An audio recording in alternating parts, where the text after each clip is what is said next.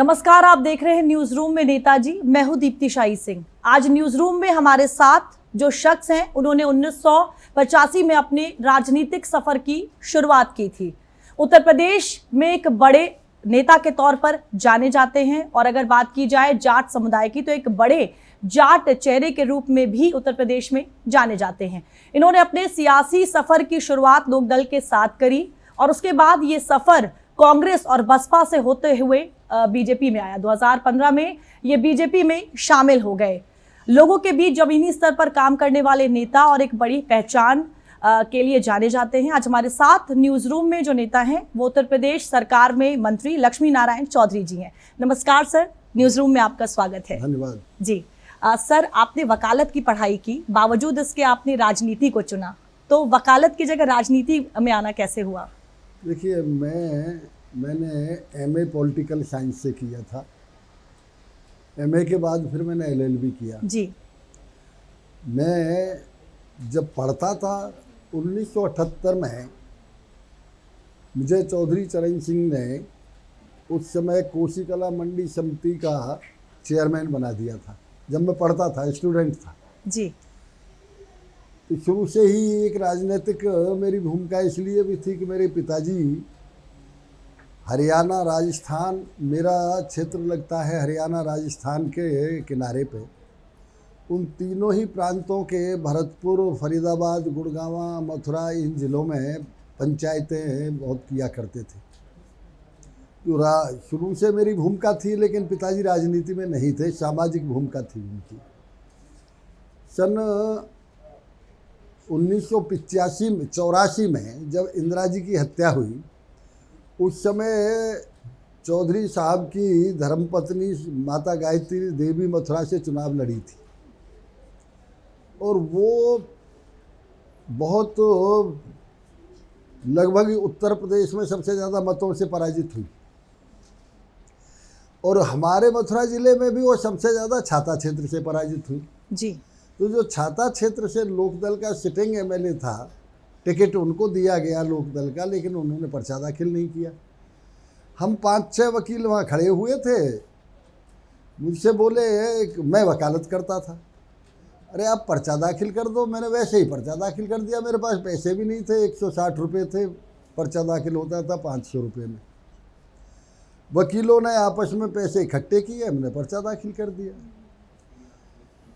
चौधरी साहब ने को पता चला कि उनकी पार्टी से किसी ने पर्चा दाखिल ही नहीं किया, तो उन्होंने लोकदल के जिलाध्यक्ष के द्वारा मुझे बुलवाया और मुझसे कहा कि आप चुनाव लड़ लो। तो मैंने उनसे ये कहा कि मैंने तो पिताजी को पूछा नहीं है, पिताजी तो मना करते हैं चुनाव के लिए। उन्होंने कहा कि मैं मना लूँगा, आप लड़ लो। उन्होंने मुझे उस समय माता गायत्री की देवी से कह के 4,990 रुपये मुझे चंदे के दिए जी, जिनमें शायद 2-4 नोट 100 की थी, नहीं 10 की, 5 की, ऐसी नोट थी।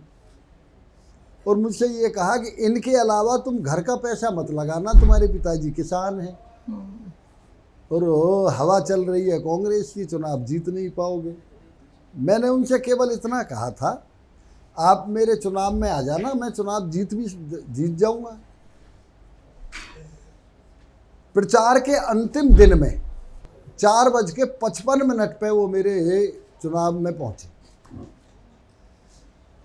टाइम हो गया था, चुनाव प्रचार बंद होने का आखिरी दिन था।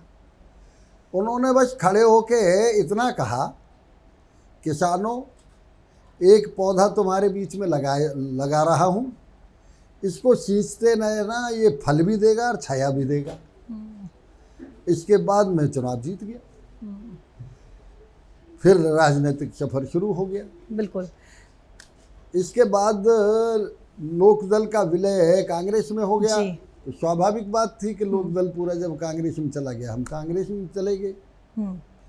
कांग्रेस से हमारा कभी भी कोई सिद्धांत भी नहीं मिलता था, लेकिन चूंकि पार्टी का ही विलय हो गया जी। उसके बाद हम लोगों ने लोकतांत्रिक कांग्रेस बनाई थी जी और भारतीय जनता पार्टी की सरकार में शामिल हुए। जी सर, जैसे आपने बताया कि आपके पिताजी सामाजिक कार्य करते थे, लेकिन कभी भी राजनीति से उनका कोई नाता नहीं रहा ना। और कहीं ना कहीं वो शायद चाहते भी नहीं थे कि आप भी राजनीति में जाएं, लेकिन बावजूद इसके आप राजनीति में गए और एक बार आपने शुरुआत की तो पीछे मुड़ के नहीं देखा। बाद में फिर क्या रिएक्शन रहा? अगर परिवार की बात की जाए, आपके पिताजी की बात की जाए, जिस तरह से आप आगे बढ़ते रहे अपने इस राजनीतिक सफर में। दरअसल मेरे लिए मैं आज जो भी कुछ हूँ जी मैं अपने परिवार की वजह से हूँ। मेरे पिताजी की इतनी ज़्यादा ख्याति थी जी कि मैं जहाँ कहीं भी जाता तो वो आज भी जो उस पीढ़ी के लोग हैं, मैं यदि प्रचार में राजस्थान में गया तो उस पीढ़ी के लोग आज भी पिताजी का नाम लेके पुकारते थे, उनका लड़का आया है। हरियाणा में मैं पिछले चुनावों में भी प्रभारी रहा, अब फिर भी जाऊंगा। तो मेरे पिताजी की प्रसिद्धि बहुत थी जी, और उनकी भलवंशात के कारण ही मैं पहला चुनाव जीता। बिल्कुल। जो वास्तविकता है वो यही है। जी और फिर स्वाभाविक रूप से जब बेटा एमएलए बन गया तो फिर परिवार सपोर्ट करने लगता है। सर, आपने कहा कि परिवार की बहुत बड़ी भूमिका है आज आप जो कुछ भी हैं, लेकिन क्या आप अपने इस संघर्ष के दौरान, अपने इस सफर के दौरान, आप परिवार को कितना समय दे पाते हैं? क्या परिवार को समय दे पाना मुमकिन हो पाया, या ये बातें भी दिमाग में चलती हैं कि जितना समय देना था दे नहीं सके? निश्चित रूप से जी, राजनीति में रहने वाला कोई भी व्यक्ति संभवतया, जो मैं सोचता हूँ, जी, बहुत कम समय परिवार में दे पाता है। चूँकि मेरा क्षेत्र ऐसा है, एक वहाँ मुझसे पहले मेरी बिरादरी का एक ही व्यक्ति बहुत थोड़े से मतों से एमएलए बन पाया था। जी, नहीं तो चूँकि उत्तर प्रदेश में बिरादरीवाद बहुत चलता है, इसलिए मुझे इतनी मेहनत करनी पड़ी है और उस मेहनत की वजह से हम राजनीति में की वजह से परिवार को बहुत कम समय दे पाते हैं। बिल्कुल। जनता का इतना आशीर्वाद ज़रूर रहा है कि लगातार पिछले 25-30 साल से मेरे परिवार में जिला पंचायत सदस्य, जिला पंचायत चेयरमैन, ब्लॉक प्रमुख, प्रधान बनते हैं, भतीजे बनते हैं, पत्नी बनती है मेरी कभी। ये तो जनता ने प्यार बहुत दिया है उस सेवा के बदले, लेकिन ये निश्चित है कि परिवार को समय नहीं दे पाते। जी सर, अगर मौजूदा सरकार की बात की जाए तो गन्ना किसानों के लिए वरदान साबित हुई है, समय पर भुगतान होता रहा, लेकिन बावजूद इसके जो वोटर्स रहे, खासतौर से पश्चिमी उत्तर प्रदेश की बात करें, तो आखिर वो वोटरों के जब वोट का समय आया उस समय क्यों नहीं वो दिखाई पड़ा? जो नतीजे हैं वो उस तरह के क्यों नहीं आए? देखिए, इसमें कई कारण हैं। जी, गन्ना का किसान तो इतना प्रसन्न है कि पिछले लगातार 2.5 साल में एक भी आंदोलन, धरना, प्रदर्शन गन्ने का ऊपर नहीं हुआ। और इस बात का सबूत है, पहले जब हमसे पहले जो सरकार थी उस समय उत्तर प्रदेश में 20 लाख हेक्टेयर में गन्ना होता था। आज उत्तर प्रदेश में 29.5 लाख हेक्टेयर में गन्ना होता है। इसलिए चूंकि गन्ना किसान का भुगतान समय पे हो रहा है, कोई धांधलेबाजी नहीं होती, जो पहले माफियागिर्दी थी वो सब समाप्त हो गई। इसलिए गन्ना किसान ने ज़्यादा से ज़्यादा 1.5 गुना ज़्यादा गन्ना बढ़ा है। पैदावार भी बढ़ी है, पहले नंबर पे है, हम पूरे देश में आ रहे हैं। तो ये कारण गन्ना किसान का 1% भी नहीं, जिस दिन चुनाव हुआ हमारा 1 रुपया भी बकाया हमारे ऊपर नहीं था। हमारा 100% पेमेंट था गन्ने का। तो वो कोई कारण नहीं है, लेकिन बहुत से अनेक कारण हो जाते हैं। कहीं हम पे राजनीति में है, पार्टी में है, कहीं टिकट की गलती हो जाती है, कहीं कैंडिडेट से नाराजगी हो जाती है, ये कारण रहे। बिल्कुल सर, आपने जैसे बताया कि भुगतान समय पर हो रहा है, लेकिन बावजूद इसके चाहे कोई भी सरकार रही हो, अगर हम गन्ना किसानों की बात करें, चीनी मिलों की बात करें, स्थिति कभी भी बहुत बेहतर नहीं हुई है। क्या लगता है आपको सर कि क्या चुनौतियां हैं सामने सरकार के? नहीं, देखिए, ऐसा नहीं है जी, स्थिति बहुत बेहतर हुई है और इसका एक मैंने आपको ये उदाहरण बताया, जिस समय हमें मिला, एक तो क्षेत्रफल इतना बढ़ा, दूसरे नंबर हमसे पहले गन्ना मिल की बिक्री भी हुई, 19 चीनी मिलें बेची गई सरकारी, 11 सरकारी चीनी मिल बंद भी की गई। हमारे समय में आके सारी जो बंद मिलें थी वो भी चलाई गई और नई भी चीनी मिल बनाई गई, एक्सटेंशन भी किया गया और कोल्हू बहुत बढ़ाए गए। इतने जितने पहले कोल्हू थे 240 कोल्हू थे, आज 600 से ऊपर खड़े कोल्हू हैं। एक एक कोल्हू की क्षमता शुगर फैक्ट्री की बराबर है। हमारे ऐसे कोल्हू भी हैं, कोल्हू ही कहते हैं उन्हें, या खांडसारी ही कह लीजिए, ऐसे हैं 30-30 लाख कुंटल गन्ना एक एक कोल्हू हमारे पिराई करता है, जबकि फैक्ट्री पिराई कर रही है 25 लाख कुंटल की और कोल्हू कर रहा है 30 लाख कुंटल। तो ऐसा नहीं है, उससे गन्ने के किसान में खुशहाली आई है, पेमेंट किया है, समय पर भुगतान हुआ है। बिल्कुल सर, गन्ने का ही बाई प्रोडक्ट है एथेनॉल, उसकी प्रोडक्टिविटी को और बढ़ाने के लिए, क्योंकि जाहिर तौर पर आने वाले समय में इसकी काफ़ी ज़रूरत है, उसकी प्रोडक्टिविटी को बढ़ाने के लिए क्या कुछ कर रही है सरकार? देखिए, आदरणीय प्रधानमंत्री जी ने मात्र 2 साल पहले ये योजना चलाई इथेनॉल की, और आज फिर उन्होंने ये कहा था कि हम 10% इथेनॉल मिलाएंगे। अब उनका इरादा 20% तक ले जाने का है, 25% तक ले जाने का है। आपको जान के ये प्रसन्नता होगी कि कोरोना टाइम में पूरे देश को सैनिटाइजर उत्तर प्रदेश ने इथेनॉल से दिया, पूरे देश को।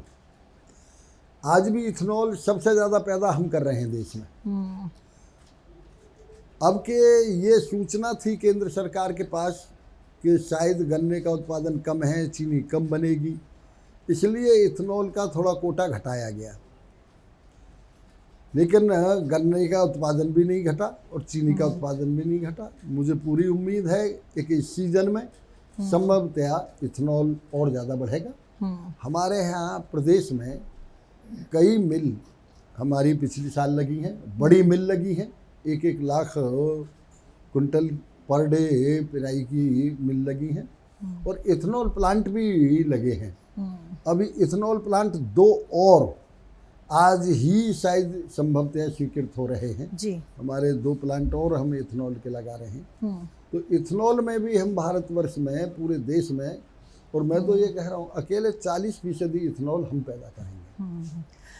सर, एक राजनेता के तौर पर अभी भी ऐसे कोई 2 काम जो आपको लगता है कि करने बाकी रह गए हैं, जो आप करना चाहते हैं आने वाले समय में एक राजनेता के तौर पर?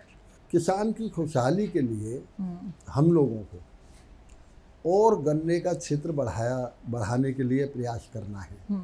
दूसरे नंबर, अभी मेरा मानना ये है कि हमारे जो किसानों के बच्चे हैं जी, वो स्पोर्ट्स में भी बहुत अच्छा निकल सकते हैं, इसलिए हमको विशेष ध्यान स्पोर्ट्स पे भी देना चाहिए और गांवों में स्टेडियम की तादाद और ज़्यादा से ज़्यादा बढ़ानी चाहिए। ये मेरा उद्देश्य है जी। दूसरे नंबर ये है, एक जैसे ही मैं योगी जी के नेतृत्व में मुझे संस्कृति मंत्री बनने का मौका मिला था पिछली सरकार में जी, मैंने सबसे पहले, जो देश की आज़ादी के बाद उत्तर प्रदेश में कभी नहीं हुआ, सबसे पहले मैंने मथुरा के तीर्थ स्थलों को तीर्थ स्थल घोषित किया था। स्वाभाविक रूप से आज हमारा देश ऋषि महर्षियों का है। आज संतों के प्रति सम्मान की एक भावना जागृत हुई है, और संतों के प्रति जो पहले सम्मान था, इसी लिए हमारा देश विश्वगुरु बना। तो मेरा उद्देश्य ये है कि तीर्थ स्थलों का ज़्यादा से ज़्यादा विकास हो, जिससे पर्यटन को बढ़ावा मिले, और इसके लिए मैं मुख्यमंत्री जी से भी अनुरोध करता रहता हूँ, और इसमें हमें सफलता भी मिलती है। सर, उपचुनाव बेहद करीब है, हलचल तेज हो गई है। पिछले दिनों जो बैठकें हैं वो भी होती रही हैं। 10 सीटें मिशन 10 के नाम से बीजेपी जो इसको लेकर काम कर रही है, क्या लगता है आपको कि किस तरह का परफॉर्मेंस अब होने वाला है, क्योंकि बार बार कहा जा रहा है कि 2027 का ये सेमीफाइनल भी है। देखिए, मैं बिल्कुल एकदम दृढ़ विश्वास से कह सकता हूँ, योगी जी की लोकप्रियता में वृद्धि हुई है, कमी नहीं आई। जो व्यक्ति केवल चटनी रोटी खाता है शाम को, या जो 5 सितारा होटल में रुका हुआ है, वो सभी व्यक्ति ये चाहते हैं कि मेरे बच्चे सुरक्षित जाएं, सुरक्षित आवें, मैं चैन से 2 रोटी खा के रात को सोऊं, मैं किसी प्रकार का कोई खतरा ना हो, सुरक्षित हो। ये आज पूरे उत्तर प्रदेश की जनता के दिल में बात बैठी हुई है कि ये केवल योगी जी के ही कारण हुआ है। दूसरे नंबर, एक बहुत बड़ा जो काम हुआ है, जिस उत्तर प्रदेश को भ्रष्टाचार के नाम से जाना जाता था, आज 6.5 लाख लड़कों को नौकरी यदि सरकारी मिली है तो कोई चाय का दाग नहीं लगा सकता। दूसरे नंबर, स्पोर्ट्स में 400 लड़के लड़कियां अब तक स्पोर्ट्स में हमारे यहाँ अधिकारी और वो बन गए सरकारी नौकरियों में, डिप्टी एसपी बन गए, लड़कियां बन गई कई और लड़के बन गए। तो नौजवानों का एक उत्साह बढ़ रहा है और उन्हें ये लगता है, मैंने एक लड़की है हमारी मेरठ की,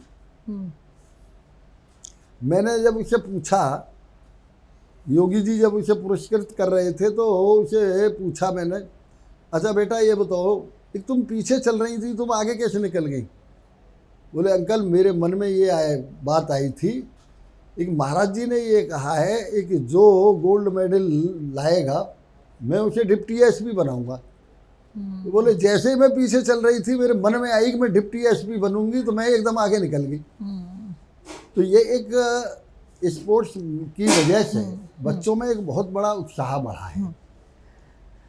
लेकिन सर अभी आपने लॉ एंड ऑर्डर की बात की कि पहले से बेहतर हुआ है, बावजूद इसके महिलाओं के प्रति जो अपराध हो रहे हैं, कन्नौज की बात करें, अयोध्या की बात करें, देखिए कई ऐसे केसेस हैं जो सामने आ रहे हैं। क्या वजह है, आखिर किस तरह की चुनौतियां हैं कि जिस तरीके से काम होना चाहिए वो नहीं हो पा रहा है? महिलाओं के प्रति जो अपराध हैं वो आए दिन देखने को मिल रहे हैं, सुनने को मिल रहे हैं। देखिए, जब से सृष्टि बनी है तब से अपराध हमेशा हुए हैं। सतयुग में हिरण्यकश्यप थे, उन्होंने अपने बेटे को दंड दिया। त्रेता में भगवान राम का स्वयं युद्ध हुआ, द्वापर में महाभारत हुआ। अपराध हमेशा हुए हैं। केवल देखना ये होता है, एक अपराधी को सपोर्ट करने की प्रवृत्ति है शासन की या दंड देने की प्रवृत्ति है। 0 टॉलरेंस हमारी नीति है। आदरणीय योगी जी के बारे में ये सब अच्छी तरह से जानते हैं।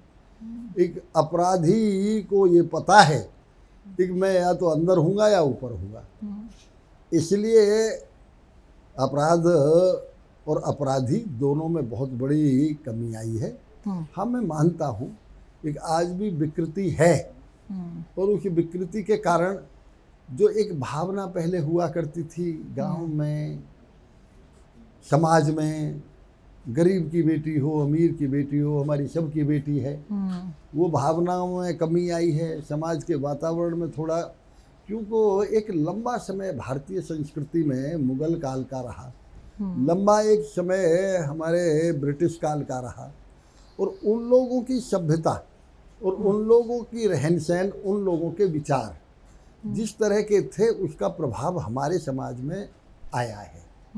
उस वजह से ये विकृति आई है।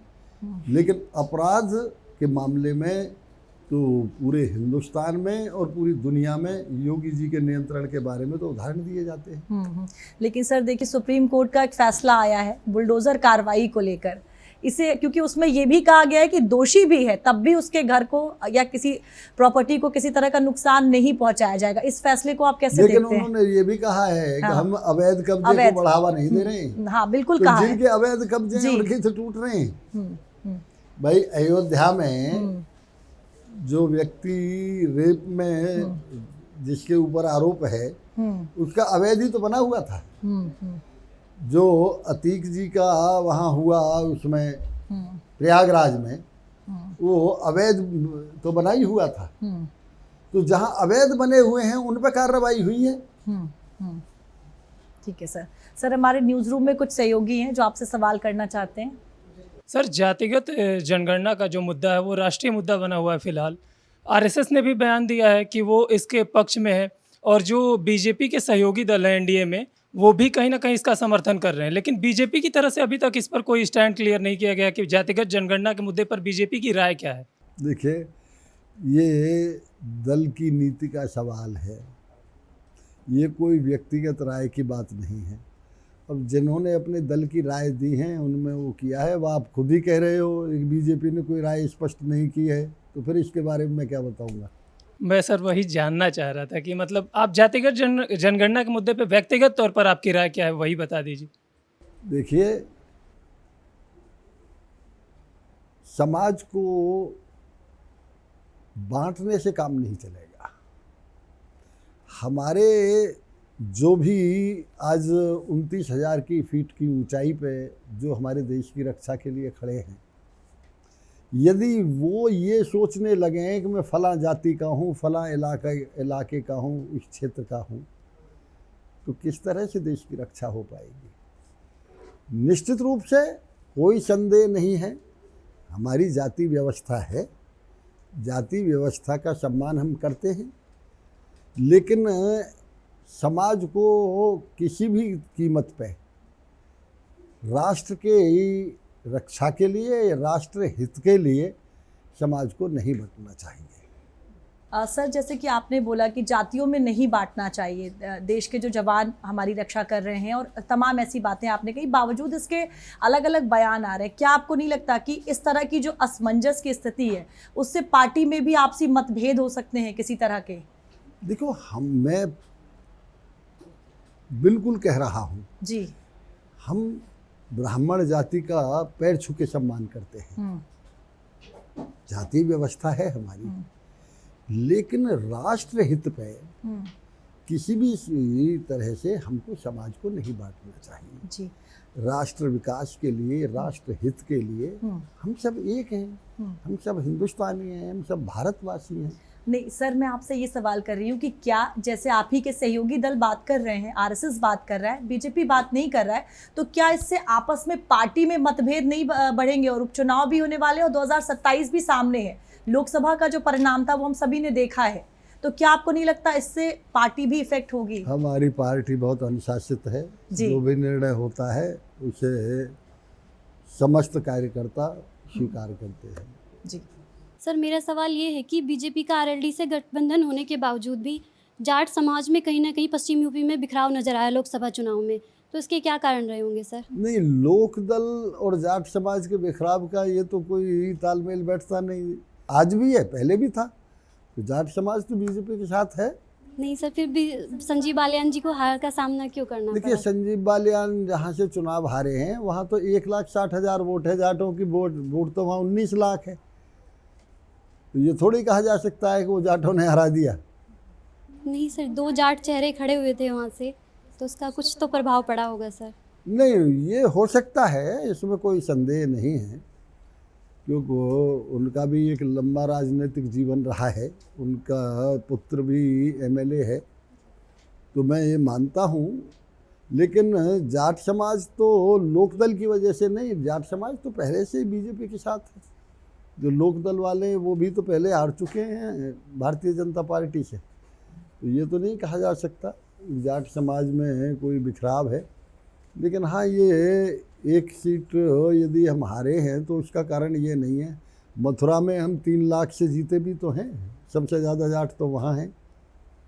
सर, कल से ही लखनऊ में शिक्षक भर्ती को लेकर कई जगह धरने दिए जा रहे हैं, तो जबकि मतलब हाईकोर्ट ने साफ कर दिया कि इसकी नई सिरे से इसका नई लिस्ट बनाई जाए, तो सरकार क्या शिक्षकों से बात करके कुछ समाधान निकाले? क्योंकि जनता भी इसमें परेशान हो रही है, ट्रैफिक बंद हो रहे हैं और बहुत सी चीज़ें हैं जिनसे जनता को परेशानियों का सामना करना पड़ रहा है। वो तो आदरणीय मुख्यमंत्री जी ने कमेटी बना दी है और बहुत जल्दी कमेटी रिपोर्ट देगी, उसका निस्तारण हो जाएगा। ठीक है सर, थैंक यू। सर, हम सभी के अंदर इंसान होने के नाते कोई ना कोई एक डर होता है। क्या आपके मन में भी कोई एक ऐसा डर है कि कभी आप नेता ना रह जाएं, कभी आपके पास ऐसा कोई प्रिय आपका सामान, आपका व्यक्ति ना रह जाए? क्या ऐसा कोई एक डर है आपके मन में भी? मैंने दर्जा 2 से गीता का अध्ययन किया है जी। आज भी मैं प्रतिदिन गीता का पाठ करता हूँ। गीता का जो मुख्य सार है वो ये है, हम क्या लाए थे, क्या हमारा खो गया। मैं तो ऐसी जगह पैदा हुआ हूँ जहाँ से 6 किलोमीटर में पैदल पढ़ने जाता था और 6 किलोमीटर आता था। जहाँ ऐसी जगह है जो राजस्थान के किनारे पे मेरा सबसे आखिरी गांव है, वहाँ मैं पैदा हुआ हूँ। मुझे मैं रहूं न रहूं, जीतूं हारूं, तो इससे क्या फ़र्क पड़ता है। हमें तो जनता की सेवा करनी है, समाज की सेवा करनी है। तो जब मैं हारा हूँ मैंने तब भी की है, जीता हूँ तब भी की है। सर, आपने कहा कि आप गीता पढ़ते हैं, आज भी आप रोज़ पढ़ते हैं। इसके अलावा भी खुद को स्ट्रेस फ्री रखने के लिए या कभी आपको फुर्सत मिले, आप खाली होते हैं, तो क्या करना अच्छा लगता है आपको? मुझे पहले नंबर तो यह है कि समाज सेवा पूरी तरह से, बाकी समाज से जब कभी भी मुझे समय मिलता है तो मैं संतों में जाने की कोशिश करता हूँ जी। और संतों के पास मैं महीने में कम से कम 10-5 बार ज़रूर जाता हूँ। जो भी महापुरुष हैं उनके पास जाता हूँ, उनसे कुछ धार्मिक पुस्तकों का अध्ययन करता हूँ। जी सर, 2027 में विधानसभा चुनाव होने वाले हैं। हालांकि अभी उपचुनाव भी सामने हैं, लेकिन 2027 को लेकर किस तरह की रणनीति बना रहे हैं, बेहतर प्रदर्शन को लेकर, साथ ही साथ चुनौतियां क्या हैं जो दिखाई दे रही हैं? देखिए, स्वाभाविक रूप से राजनीति में कभी विकास पूर्ण नहीं होता। हमने कहीं बिजली लगवाई, आंधी आ गई, तूफान आ गया, पता चले वो लाइन पूरी टूट गई, फिर लगवाओ। बरसात आ गई, सड़क टूट गई, फिर सड़क बनवाओ। तो विकास का कार्य कभी पूरा नहीं होता। तो ये समस्याएं तो हमारी चलती ही रहती हैं। बाकी मैं इतना ही कह सकता हूँ कि जब जनता कंपैरिजन करती है, तुलना करती है इस बात की, एक पहले की स्थिति क्या थी और आज क्या है, चाहे वो भ्रष्टाचार हो, चाहे वो कानून व्यवस्था हो, चाहे विकास हो। आज उत्तर प्रदेश में कोई व्यक्ति मथुरा का यदि आजमगढ़ में होता है तो वो ये नहीं सोचता कि शाम हो गई है, मुझे चलना चाहिए कि नहीं चलना चाहिए। कोई व्यक्ति बलिया का यदि बरसाना में दर्शन कर रहा हो, नंदगाम में, तो ये नहीं सोचता कि रात हो गई है, मुझे चलना चाहिए कि नहीं चलना चाहिए। आज इतने एक्सप्रेस वे बने हैं, इतनी रोड बनी हैं, इतने हवाई अड्डे बने हैं कि कोई भी व्यक्ति, जो इंफ्रास्ट्रक्चर है वो तो दिखाई दे रहा है जनता को, सामने है। इसलिए 2027 में मैं ये बहुत विश्वास के साथ कह सकता हूँ कि भारतीय जनता पार्टी जिस तरह से आदरणीय योगी जी के नेतृत्व में काम कर रही है, कोई 1% भी संदेह नहीं है, योगी जी के नेतृत्व में पहले से भी ज़्यादा बढ़ के आएगी। बहुत बहुत धन्यवाद सर हमारे साथ बात करने के लिए। तो हमारे साथ थे लक्ष्मी नारायण चौधरी जी, जिन्होंने बड़ी ही सादगी के साथ हमारे तमाम सवालों के जवाब दिए। न्यूज़ रूम में नेताजी के अगले एपिसोड में किसी नए नेता के साथ आपसे फिर मुलाकात होगी। नमस्कार।